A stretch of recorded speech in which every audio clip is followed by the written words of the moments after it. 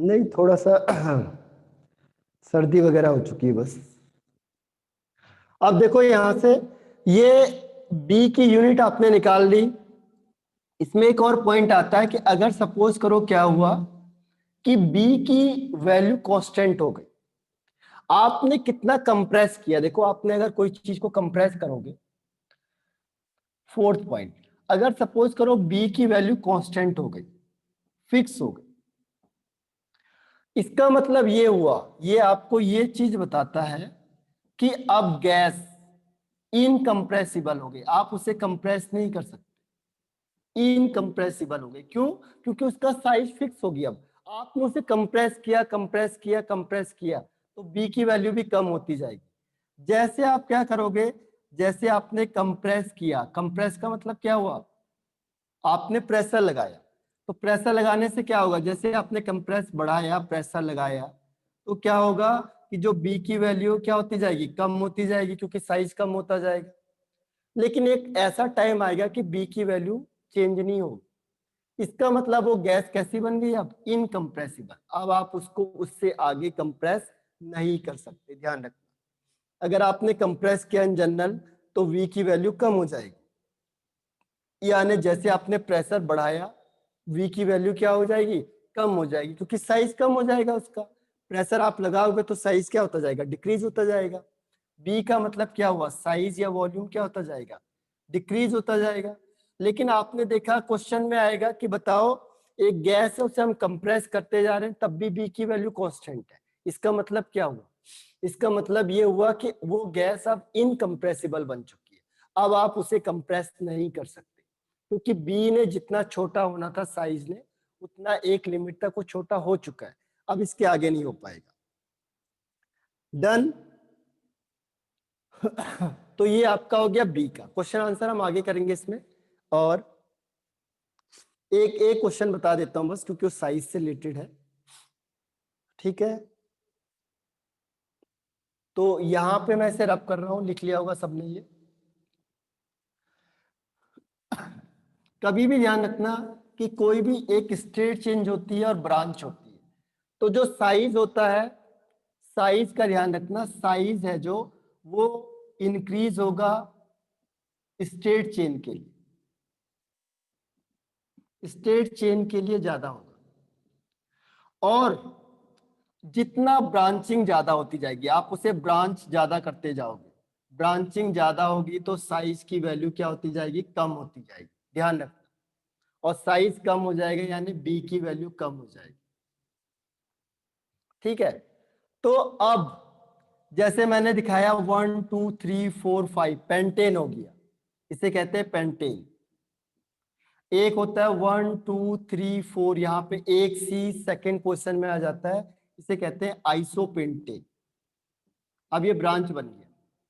इसके बाद एक और क्वेश्चन आता है इसमें 1 2 3 और दो ऊपर नीचे बन गए, अगर सेकंड पोजीशन में दो सी लग गए यानी CH3 ग्रुप लग गए, इसे कहते हैं नियोपेंटेन, नियोपेंटेन। अब यह 1 2 3, तो इन तीनों में से किसकी ए की वैल्यू बी की वैल्यू ज्यादा होगी, बताओ 1 2 या 3। हाँ अद्वैत, अदिति, वेरी गुड। किसकी बी की वैल्यू ज्यादा होगी, आपको ये देगा क्वेश्चन। अनुजा सही आंसर है, आयुष जादव सही आंसर है। आपको क्वेश्चन में ये देगा, ध्यान रखना, आपको याद रखना है कि इसका स्ट्रक्चर ऐसा बनता है, ठीक है। क्वेश्चन में देगा वो पेंटेन, आइसोपेंटेन, नियोपेंटेन। रुजूल नहीं, मिस कर गए आप।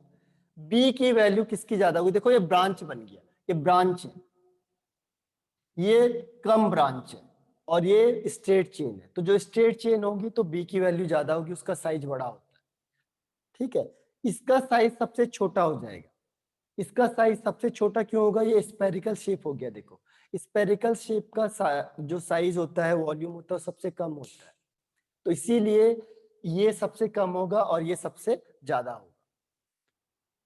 हाँ पृथ्वीराज सही आंसर। तो सबसे ज्यादा बी की वैल्यू होगी 1 की, फिर 2 की और फिर 3 की, ये है बी, वैल्यू ऑफ बी। ध्यान रखना, यही क्वेश्चन इसमें ज्यादा आता है साइज का। तो साइज में ब्रांचिंग का क्वेश्चन ज्यादा पूछ लेता हूँ कई बार आपसे।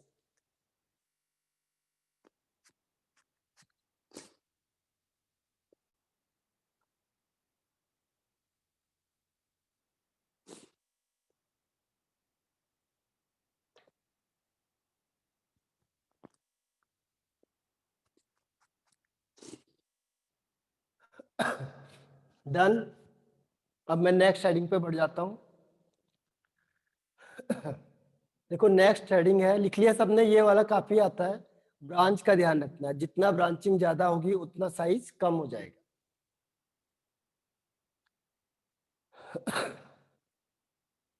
अब मैं रब कर रहा हूं, नेक्स्ट वन देखो।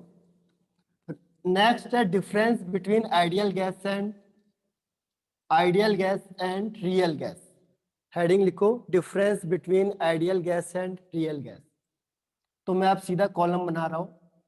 यहाँ पे लिख दिया मैंने प्रॉपर्टीज कितने करोड़ रुपए है, यहाँ पे लिख दिया मैंने आइडियल गैस, और यहाँ पे लिख दिया मैंने real gas.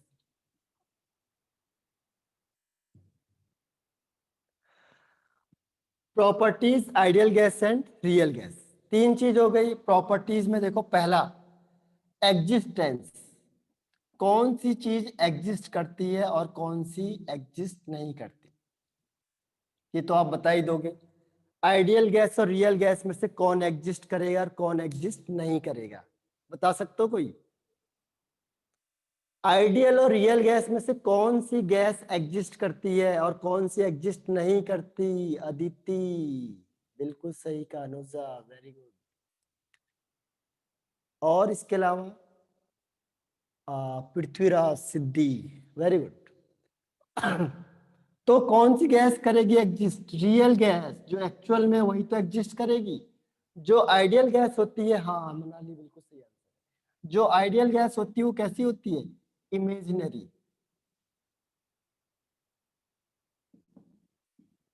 This is imaginary gas, ठीक है। ये इमेजिनरी है, तो हमारी एक सोच है कि ऐसी कोई चीज हो सकती है। आइडियल एक्चुअल में कोई भी एग्जिस्ट नहीं करता, क्योंकि कोई भी चीज आइडियल हो नहीं सकती है। कोई भी चीज बिल्कुल परफेक्ट होती नहीं है। इमेजिनरी एक लाइन होती है जो हम सोचते हैं। जैसे आप बिल्कुल आइडियल बन जाते हो किसके सामने? पेरेंट्स अगर आए, टीचर्स कहीं दिखे, तो आप आइडियल की तरह बिहेव कर सकते हो, लेकिन आप आइडियल नहीं हो सकते हो, तो इमेजिनरी है। सेकेंड वन इज सेकेंड है, means ideal gas is not real in life. हाँ, आइडियल गैस एग्जिस्ट नहीं करती। आइडियल का मतलब, आइडियल पर्सन कौन होता है आपने देखा आज तक? आइडियल पर्सन आपको लगता है आपके अकॉर्डिंग आइडियल है, लेकिन एक्चुअल में कोई आइडियल होता नहीं है, क्योंकि कोई भी आदमी परफेक्ट नहीं होता लाइफ में। आइंस्टाइन देखो, उसने भी कितने परसेंट यूज किया था, यानी कि उसने भी बहुत सारा परसेंट माइंड का छोड़ा हुआ था, यानी वो भी परफेक्ट नहीं था एक हिसाब से। और इसके बाद क्या था?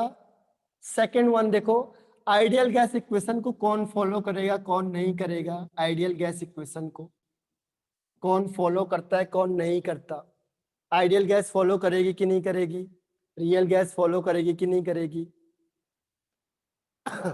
आइडियल गैस बताओ, आइडियल गैस इक्वेशन यानी PV is equal to NRT को कौन फॉलो करेगा? अरे आइडियल गैस किसके लिए थी? अदिति, बिल्कुल सही।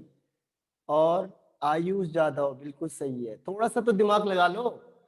आइडियल गैस क्यों किसके लिए दी थी? आइडियल गैस के लिए दी थी, तो आइडियल गैस ही तो फॉलो करेगी इसे। इसमें ऑल टेम्परेचर एंड प्रेशर, और ये नहीं करती follow, not follow all temperature and pressure. किसी कंडीशन में कर लेती हूँ, हम आगे डिस्कस करेंगे। थर्ड पॉइंट, वैंडरवॉल इक्वेशन को कौन फॉलो करेगा? वैंडरवॉल इक्वेशन को कौन फॉलो करेगा? जल्दी जल्दी बता दो जरा मुझे भी आंसर। हाँ अदिति, बिल्कुल सही है। तभी मैंने कहा देखो, प्रॉपर्टी याद कर लो, ये तो अपने आप को अपने आप याद हो जाएंगी, ठीक है। ठीक, तो वैंडरवॉल इक्वेशन को कौन फॉलो करेगा? केवल रियल गैस फॉलो करेगी, क्योंकि रियल गैस के लिए तो दिया था सिद्धि, आयुष यादव, सही आंसर है। ये नॉट फॉलो, इसको मतलब क्या है? इसको इसके लिए नहीं था, ठीक है, इसे लिख लेना आप लोग, देख लो, ये तो आसान सा ही पॉइंट है, टाइम वेस्ट होगा इसमें लिखने में आपको। 3-4 पॉइंट और लिखा देता हूं मैं आपको, इसके रब कर रहा हूं मैं, ये आसान से पॉइंट है, देखो कोई हाई फाई नहीं है, ये सब चीज आपने पढ़ी हुई है, बस एक आध पॉइंट और है, 2-3 जो डिफरेंट है। अब इसके बाद देखो नेक्स्ट वन है आपका फोर्थ वन। फोर्थ वन क्या था कि volume of one molecule is volume of one molecule as compared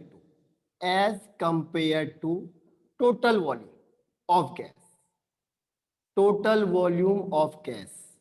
अब बताओ volume of one molecule ideal gas के केस में क्या था, नेग्लेजिबल था या नॉट नेग्लेजिबल था? Volume of one molecule as compare to total volume of gas, ideal gas के केस में क्या था, नेग्लेजिबल या नॉट नेग्लेजिबल? हाँ अदिति बिल्कुल सही है, वेरी गुड रुजुल।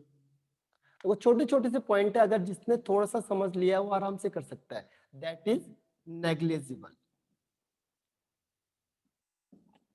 और रियल गैस के केस में क्या हो जाएगा, रियल गैस के केस में क्या होगा, नॉट नेग्लेजिबल। बस रियल ने क्या कहा कि नहीं होना चाहिए, इसने कहा है, क्योंकि इसके केस में होता है। ऐसे ही 5 देखो, next one is force of attraction और रिपल्सन, फोर्स ऑफ अट्रैक्शन और रिपल्सन बिटवीन मॉलिक्यूल। अब आइडियल गैस ने क्या बोला था कि फोर्स ऑफ अट्रैक्शन और रिपल्सन होगा क्या, मॉलिक्यूल के बीच में फोर्स ऑफ अट्रैक्शन और रिपल्सन होगा क्या, यस और नो? यस और नो? आइडियल गैस के केस में क्या था कि फोर्स ऑफ अट्रैक्शन या रिपल्सन होगा मॉलिक्यूल के बीच में, अदिति वेरी गुड। और पृथ्वीराज यहां मिस कर गया थोड़ा सा, आइडियल गैस ने क्या कहा था, हाँ नो, सही है पृथ्वीराज, नो, उसने कहा था कोई फोर्स ऑफ अट्रैक्शन नहीं होता, ये याद रखने की चीज है देखो। और इसने कहा था कि होगा, देयर आर, इसमें क्या था, फोर्स ऑफ अट्रैक्शन या रिपल्सन था, रिपल्सन एग्जिस्ट। एक और फैक्टर है जो हम इसके आगे डिस्कस करेंगे just, that is called compressibility factor. इसको मैं अभी बता देता हूं, इसके आगे यही पॉइंट है, कंप्रेसिबिलिटी फैक्टर। तो कंप्रेसिबिलिटी फैक्टर को हम दिखाते हैं जेड से, दिख रहा होगा सबको मेरे ख्याल से, हाँ जेड। तो आइडियल गैस के लिए जेड की वैल्यू 1 होती है और रियल गैस के लिए जेड की वैल्यू 1 नहीं होती, इसको हम अभी डिस्कस करेंगे, तो इसे लिख लो आप बस। ये आपका आइडियल गैस और रियल गैस क्या होता है, यहाँ पे डिफरेंस खत्म हो जाता है, 6 बहुत है, वैसे तो आप कितने भी पॉइंट लिखोगे तो ज्यादा है। आइडियल गैस में काइनेटिक एनर्जी बहुत ज्यादा होती है, पोटेंशियल एनर्जी कम होती है, 0 होती है लगभग। तो इससे बहुत सारे पॉइंट बनते चले जाएंगे, क्योंकि आइडियल गैस जितना दूर जाना चाहती है उतना दूर जाती है।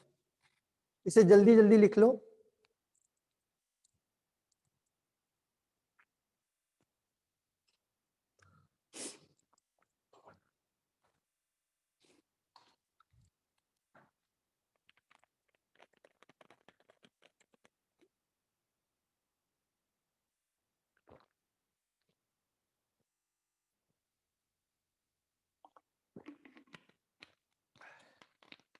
डन। अब देखो नेक्स्ट पॉइंट पे आते हैं हम, इंपॉर्टेंट यही वाला पॉइंट लेंगे, कंप्रेसिबिलिटी फैक्टर, ये भी बहुत इंपॉर्टेंट है। हाँ डन, ओके। और आपको आप मॉड्यूल के क्वेश्चन को सॉल्व करते जाओ आज से, मैंने आपको पहले ही कहा था, जो नहीं आता उसमें टिक लगा देना बस, ये नहीं आता है। जब हम अभी इसके बाद डाउट सेशन करेंगे तो उसमें आपको क्वेश्चन पूछने हैं फटाफट, अगर आपने टाइम लेट किया तो क्वेश्चन नहीं बताया जाएगा आपको। यानी जैसे मैंने कहा 1 to 10, तो आपको फटाक से आंसर देना है कि 3 नहीं आया, 2 नहीं आया, तो वो तभी होगा जब आपने पहले से टिक मार्क किया होगा। अब देखो इसका इंपॉर्टेंट पॉइंट ये भी है, कंप्रेसिबिलिटी फैक्टर, कंप्रेसिबिलिटी फैक्टर। इसको दिखाते हैं जेड से। ठीक है, होता क्या है देखो, ये एक्चुअल में जैसे मैंने कहा आपसे कि आपने अपने दिमाग में एक लाइन बनाई कि आप ऐसा करोगे लाइफ में, एक इमेजनरी लाइन बना दी, आइडियल लाइन बना दी कि आप ऐसा ऐसा ऐसा करोगे, लेकिन एक्चुअल लाइफ में आप इसके कितने पास हो। ठीक है, एक्चुअल लाइफ में हो सकता है ये एक है प्लस वाला पॉइंट, एक है माइनस वाला पॉइंट, यानी कि आपकी थॉट हो सकता है नेगेटिव भी होगी। जैसे आप कोई चीज कर रहे हो, आपको लगता है ये चीज हो भी सकती है, डर, और ऐसा भी लग सकता है कि नहीं हो सकती है ना। तो अगर नहीं हो सकती आपके दिमाग में आया तो नेगेटिव थॉट हो गया, अगर आपको लगा कि हो सकती तो ये पॉजिटिव थॉट हो गया। कोई भी चीज होगी उसके दो ही तो पॉइंट है, आप या तो उसे पॉजिटिवली ले सकते हो या नेगेटिवली ले सकते हो। ठीक है, तो अब ये कैसे पता चलेगा कि एक्चुअल में जो आपने किया वो कितना आइडियल के पास, आपका बिहेवियर कैसा था। आपका बिहेवियर अच्छा था, जैसे आपने, मैंने आपको कंपैरिजन बताए, आपके 4 दोस्त हैं, ABCD, पक्के दोस्त। मैंने कहा आपको सबसे अच्छा कौन सा लगता है, आपने कहा मुझे ए सबसे अच्छा लगता है, यानी ए आपके जो लाइन है उसमें सबसे पास है, तो आपको लगा ये ए जो मैंने सोचा था उसके बिल्कुल पास लाइन में, तो ये आइडियल के बिल्कुल पास हो गया। मैंने कहा दूसरा, आपने कहा बी, तो इसका मतलब बी की लाइन थोड़ी दूर हो गई। फिर आपने कहा सी, और लास्ट में डी, यानी कि जो आपने सोचा था उससे डी बहुत दूर है और ए सबसे पास है। तो उसको मेजरमेंट करने के लिए कोई ना कोई टेक्निक होगी ना आपके दिमाग में, कुछ ना कुछ चीज देखी होगी आप। तो यहाँ पे भी क्या होता है, आइडियल बिहेवियर से कौन कितना पास है और कौन कितना दूर है, इसको मेजर करने के लिए एक फैक्टर दिया गया था, उसे हम यहाँ पे कहते हैं कंप्रेसिबिलिटी फैक्टर। समझ में आया सबको कि कौन आइडियल बिहेवियर के कितने पास है और कौन कितना दूर है, इसको कैसे मेजर किया गया, इस फैक्टर से। जैसे हम टेस्ट लेते हैं उससे मार्क्स का पता चलता है और मार्क्स से आपका पता चलता है कि आपको कितना आया। तो ऐसे ये फैक्टर ये बताता है कि ये आइडियल गैस के कितने पास है, यानी कि कंप्रेसिबिलिटी फैक्टर का काम क्या है, it is the measurement of it is the measurement of degree of deviation। Deviation मतलब आप कितनी दूर हो। हाँ, टेस्ट सिलेबस यही तो आएगा, ये चैप्टर ही तो आएगा आपके पास, ये तो मैंने पहले अनाउंसमेंट कर दिया था, यही चैप्टर आपका पूरा पूछा जाएगा। इस वाले टेस्ट में यही पूरा चैप्टर आएगा। तो ये क्या करता है, डिग्री ऑफ डेविएशन, यानी कितना दूर है उसको मेजरमेंट करता है। It is the measurement of the degree of deviation of gas. कहां से, फ्रॉम आइडियल बिहेवियर। वो एक्चुअल में जो आइडियल बिहेवियर कर रहा था, बिहेवियर, आइडियल बिहेवियर से वो कितना दूर है, कितना पास है। हाँ, आइडियल बिहेवियर से कौन कितना दूर है, जितना दूर होगा उतना जेड की वैल्यू ज्यादा कम ज्यादा होती जाएगी। तो ये उसको मेजर करेगा, कौन, जेड, यानी आप जेड की वैल्यू से तुरंत पता लगा लोगे कि कौन आइडियल गैस के बिल्कुल पास है और कौन आइडियल गैस के बिल्कुल दूर है। समझ में आया। जैसे मैंने अभी कहा था 4 फ्रेंड्स थे आपके, ठीक है,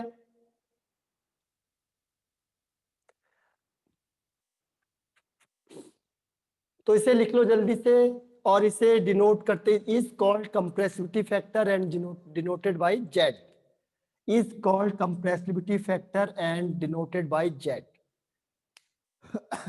जल्दी एंड थोड़ा और जल्दी लिखना पड़ेगा आपको।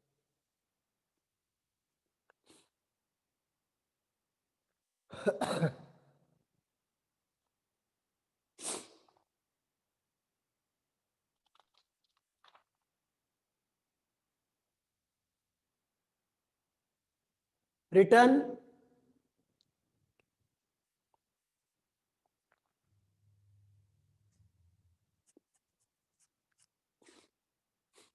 अब देखो इसका आपको फॉर्मूला बता देता हूं मैं, आज ये पूरा पॉइंट कर ही देंगे इसीलिए मैं जल्दी जल्दी बता देता हूं। देखो इसका फॉर्मूला क्या होता है, इसका फॉर्मूला होता है Z is equal to P V upon N R T, या फिर आर टी कह लो, फॉर 1 मोल गैस।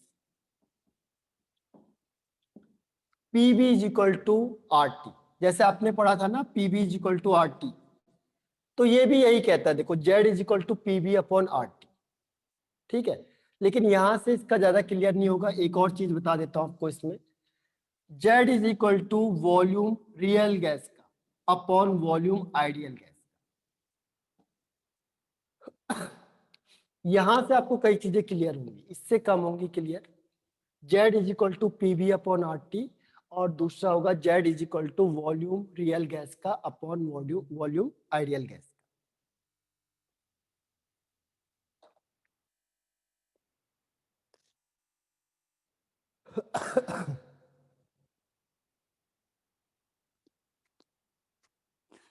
डन, लिख लिया।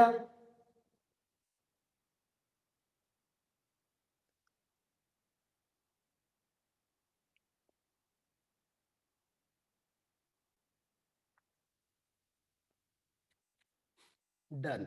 ओके, अब देखो यहां पे क्या होता है कि यहां पे हम आइडियल गैस को पहचानने के लिए क्या करेंगे। अब देखो मैंने इसको 3 कैटेगरी में डिवाइड कर दिया, यहां से क्लियर भी दिखेगा आपको, समझ में आ जाएगा।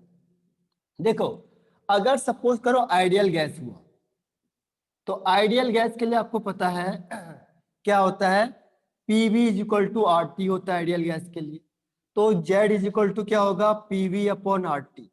अब PV is equal to R T होता है, यानी पीवी अपॉन पीवी कर लो, एक ही बात है, क्योंकि पीवी और आर टी तो इक्वल हो गए, तो पीवी से पीवी कट जाएगा, यानी कि जेड इज इक्वल टू 1 आएगा, जैसे मैंने अभी बताया था आपको कि आइडियल गैस के लिए जेड इज इक्वल टू 1 होगा ऑलवेज, ऑलवेज। ठीक है, तो यहां पे ध्यान रखना है कि जेड इज इक्वल टू क्या हो गया, 1 हो गया। अब आते हैं हम रियल गैस, तो रियल गैस में क्या होगा, PV is not equal to, अब ये दोनों के दोनों पॉइंट किसके लिए आ गए, रियल गैस के, रियल गैस। अब रियल गैस के लिए क्या होगा, देखो PV is not equal to R T, PV is not equal to R T, इसके भी 2 पॉइंट बन जाएंगे। पहला पॉइंट देखो क्या होता है, first point is Z is equal to volume real का अपॉन वॉल्यूम आइडियल। यहां से आपको ज्यादा क्लियर होगा। अब सपोज करो अगर मैंने कहा जेड की वैल्यू 1 से ज्यादा है, सोचो जरा इसे, अगर जेड की वैल्यू 1 से ज्यादा आ गई, तो इसका मतलब इन दोनों में से कौन बड़ा है, रियल गैस का वॉल्यूम बड़ा है या आइडियल गैस का वॉल्यूम बड़ा है, बताओ जरा। अद्वैत, वेरी गुड। अगर मैंने कहा जेड की वैल्यू 1 से ज्यादा आ गई, तो इसका मतलब कौन सा पॉइंट है, अदिति बिल्कुल सही है। ठीक है, और कोई इसके अलावा, दिमाग लगाओ जरा, तभी मैंने कहा था ज्यादा क्लियर होगा आपको यहां से। इसका मतलब क्या हुआ कि रियल गैस का वॉल्यूम ज्यादा है आइडियल गैस। ठीक है, तो इसका मतलब अब ये बताओ कि उसमें एक्सपेंशन हुआ या, चलो मैं इसको पहले लिख लो, इसी को मैं आगे करूंगा थोड़ा बढ़ा के, इसीलिए जल्दी लिख लो इसे, क्योंकि इसमें अभी 2-3 पॉइंट और आएंगे, तो जल्दी जल्दी से लिख लो। ये वाला पॉइंट लिख लो, या तो not understood the flow chart, okay, ये वाला समझ में आ गया ना आपको आइडियल गैस का, तो आइडियल गैस का लिख लो पहले, इसको मैं अभी समझाता हूँ दोबारा। पहले आइडियल गैस को लिख लो, फिर मैं इसको हटा देता हूँ यहां से, इन दोनों को बताऊंगा।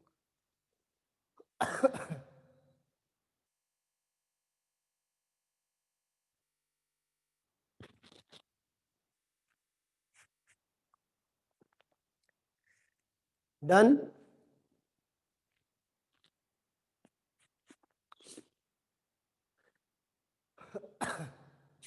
रिटर्न,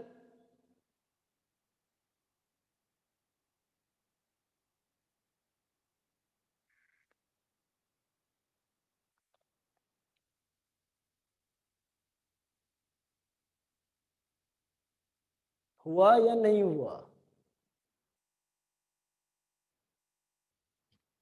ये लिख लो बस, ideal gas PV is equal to R T, तो Z is equal to PV upon क्या था आर टी, दोनों बराबर हो जाएंगे, कैंसिल आउट होंगे, जेड की वैल्यू 1 आ जाएगी। ठीक है, डन। अब आपको मैं रियल गैस का बताता हूँ। देखो रियल गैस के केस में दो केस चलते हैं। ठीक है, रियल गैस के केस में क्या होता है, देखो अब यहां से स्टार्ट करते हैं ऊपर से। यहां से रियल गैस के केस में दो केस चले। पहला केस क्या हो सकता है, मैंने कहा था Z is not equal to, यानी जेड 1 से ज्यादा हो सकता है, और या फिर जेड क्या हो सकता है 1 से कम होगा। दो ही कंडीशन है। ठीक है, अगर जेड 1 से ज्यादा हो गया यानी प्लस हो गया तो इसे कहते हैं positive deviation. This is called positive deviation. एक से ज्यादा हो गया यानी प्लस में चला गया, एक से कम हो गया इसे कहेंगे नेगेटिव डेविएशन। ठीक है, अब यहां पे क्या होगा, यहां पे मैंने अभी आपको बताया था कि जेड का जो फॉर्मूला होता है वो होता है volume of real gas upon volume of ideal gas. तो 1 से ज्यादा कब होगा, जब रियल की वैल्यू ज्यादा होगी। सपोज करो रियल हो गया 10 और ये हो गया 5, तो 5 2 जा 10, यानी 1 से ज्यादा वैल्यू आ जाएगी। रियल की वैल्यू ज्यादा होनी चाहिए। अगर सपोज करो आपने रियल कम कर दिया 5 और इसे कर दिया 10, तो ये जो आंसर आएगा ये 1 से कम आएगा, आंसर ये 1 से कम आएगा। इसीलिए इसकी कंडीशन क्या है कि जो रियल गैस है उसका वॉल्यूम ज्यादा होना चाहिए आइडियल गैस, तभी तो ये सिचुएशन आएगी, तभी तो उसमें जेड की वैल्यू ज्यादा आएगी 1 से। ठीक है, समझ में आया अब ये कि आइडियल गैस का जो वॉल्यूम है वो ज्यादा होना चाहिए रियल गैस से। तो अब ये बताओ कि इसके साथ एक्सपेंशन हुआ, एक्सपेंशन मतलब फैल गया हो, या फिर कंप्रेशन हुआ। इन दोनों में से आप क्या कहना चाहोगे। पहले आइडियल गैस था और रियल गैस में वॉल्यूम बढ़ गया, तो वॉल्यूम बढ़ने की वजह से उसमें एक्सपेंशन हुआ या कंप्रेशन हुआ, बताओ जरा। उसमें एक्सपेंशन होगा या फिर कंप्रेशन होगा। हाँ अदिति बिल्कुल सही है, एक्सपेंशन का मतलब होता है फैल जाना किसी चीज का, और कंप्रेस का मतलब वॉल्यूम कम हो जाना। और आयुष जाधव मिस कर गया, पृथ्वीराज सही आंसर। उसमें क्या होगा, एक्सपेंशन होगा, तभी तो वॉल्यूम का मैंने कहा as compare to ideal gas. Ideal gas के केस में रियल का बढ़ गया, यानी उसमें क्या हुआ, कंपेंशन होगी, सॉरी एक्सपेंशन हो गया। ठीक है, यानी वॉल्यूम बढ़ गया, सीधी सी बात है। तो इसमें बताओ वॉल्यूम बढ़ेगा तो ये बताओ कि इसमें कौन सा फोर्स लगेगा, फोर्स ऑफ अट्रैक्शन काम करेगा या फोर्स ऑफ रिपल्सन काम करेगा। थोड़ा सा दिमाग लगाओ, अगर वॉल्यूम बढ़ गया ज्यादा तो रिपल्सन होगा या अट्रैक्शन होगा। वेरी गुड पृथ्वीराज, अद्वैत वेरी गुड, अदिति, रुजुल और सुचित्रा मिस कर गई थोड़ा सा, लेकिन मनाली सही आंसर है। खुद सोचो जरा, अगर कोई चीज एक्सपेंशन हो रहा है, दूर दूर दूर भाग रहा है, पहले वॉल्यूम यहाँ पे था, इतना था वॉल्यूम गैस का, अब ये और ज्यादा दूर भाग रहा है। सुचित्रा सही आंसर है। सोचो, दूर दूर भाग रहा है, दूर दूर भागने का मतलब क्या हुआ, देवकर सही है। दूर भागने का मतलब क्या होगा, वहां पे रिपल्सन होगा। देखो 10 मिनट बच गए, फिर एक जल्दी से कर देता हूं मैं, देखो रिपल्सन। ठीक है, बेसिक चीजें, बहुत छोटी छोटी चीजें जो पूछी जाती है कि उसमें फोर्स ऑफ अट्रैक्शन होगा, रिपल्सन होगा। ठीक है, तो यहाँ पे क्या होगा, force of repulsion, force of repulsion, repulsion, force of repulsion होगा। और जेड 1 होगा तो ये होता है at high pressure, sorry high pressure नहीं, लो प्रेशर। चलो अभी हम डिस्कस करेंगे इसको आगे। इसे लिख लो और इसके बाद इसका यहां से इसके अपोजिट कर दो, इसका ठीक अपोजिट ये कर दो।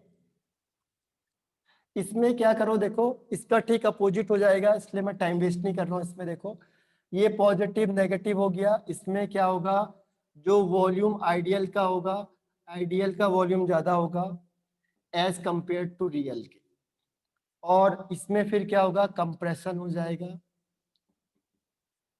और कंप्रेशन होगा तो इसमें क्या होगा, फोर्स ऑफ अट्रैक्शन हो जाएगा। फोर्स ऑफ अट्रैक्शन होगा तभी तो मॉलिक्यूल पास पास आएंगे, और पास पास आएंगे तभी तो क्या होगा, कंप्रेशन होगा।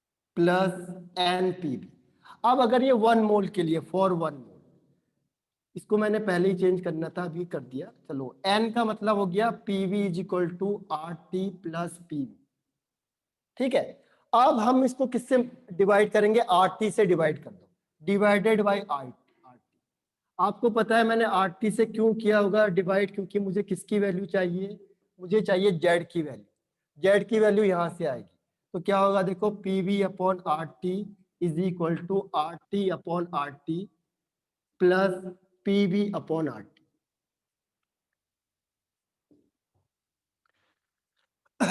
ये सबको आ गया समझ में?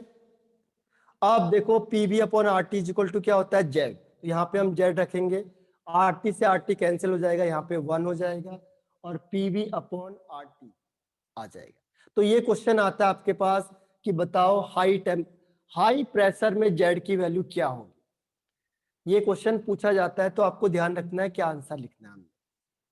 जल्दी लिख लो एक बार इसे, मैं लास्ट पॉइंट इसे लिख देता हूं इसका।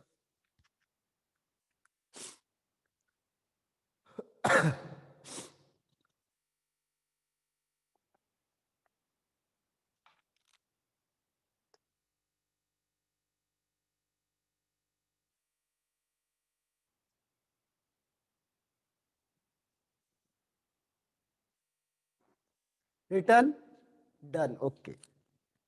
तो इसमें क्या निकला हमारा, देखो यहां से देखो PV upon RT is equal to क्या था? अच्छा 2 मिनट बचे हैं, बताओ। चलो अब क्या कर सकते हैं, यही हो पाएगा। देखो इससे कैंसिल आउट हो गया, 1 आ गया, प्लस PV अपॉन RT। ठीक है, इसका मतलब हमने क्या कंक्लूजन निकाला? लास्ट है बस ये। इसका मतलब Z की वैल्यू 1 से ज्यादा होगी एट हाई प्रेशर। ठीक है, कल Z का और लास्ट पॉइंट को हम डिस्कस करेंगे, तो कल थोड़ा मैं क्लास ज्यादा ले सकता हूँ आपकी, और कल फिनिश कर देंगे। तो आपने मॉड्यूल सॉल्व करना है, ठीक है? तो आज मैं क्लास को ऑफ कर रहा हूँ यहीं पे, and thank you, have a nice day for you, and bye.